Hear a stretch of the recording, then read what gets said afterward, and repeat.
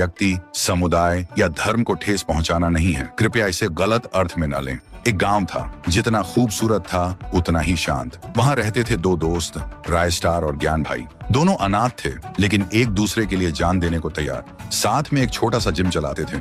गांव के लड़के वहां आके ट्रेनिंग लेते थे। और दूसरी तरफ एक और गांव में रहता था फाइट 444। उसके पास अपनी सेना थी, दुनिया के महंगे महंगे हथियार थे। उनमें सबसे महंगा था फाइटर जेट। वो इन सब से हर एक गांव को अपने कब्जे में लेता था। और अब फाइट 444 का टारगेट था वही गांव जहां राय स्टार और ज्ञान भाई रहते थे।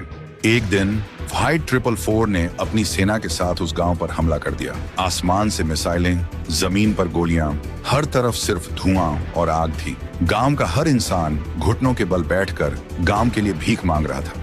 ज्ञान भाई भी वहां था। राय स्टार किसी काम से बाहर गया हुआ था।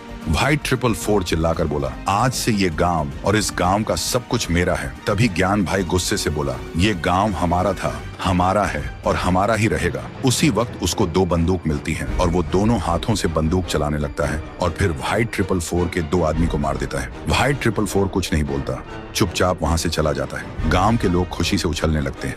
लेकिन उसी रात ज्ञान भाई राय स्टार को लेने जा रहा होता है। रास्ते में फाइट 444 का आदमी उसका रास्ता रोक देता है। ज्ञान भाई चौंकता है, बाइक का ब्रेक लगाता है। तभी पीछे से एक और आदमी आता है और ज्ञान भाई के सिर पर वार करता है। ज्ञान भाई वहीं गिर जाता है। अगली सुबह गांव में हलचल मच जाती है। गांव के बीच एक पेड़ से ज्ञान भाई की लाश लटकी मिलती है और उसकी छाती पे लिखा होता है, अब गांव मेरा है।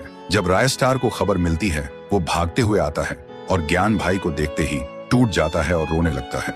और तब से राय स्टार गांव से गायब हो जाता है। किसी को भी नहीं पता होता है वो कहाँ है। तो दोस्तों, क्या राय स्टार अपने दोस्त ज्ञान भाई की मौत का बदला लेगा? क्या वो वापस आएगा फाइट 444 से टक्कर लेने? अगर आप भी उस दर्द को महसूस कर पाए तो कमेंट में जस्टिस फॉर ज्ञान भाई लिखना मत भूलना। और अगर पार्ट 2 चाहिए तो सब्सक्राइब जरूर करना, क्योंकि कहानी यहीं खत्म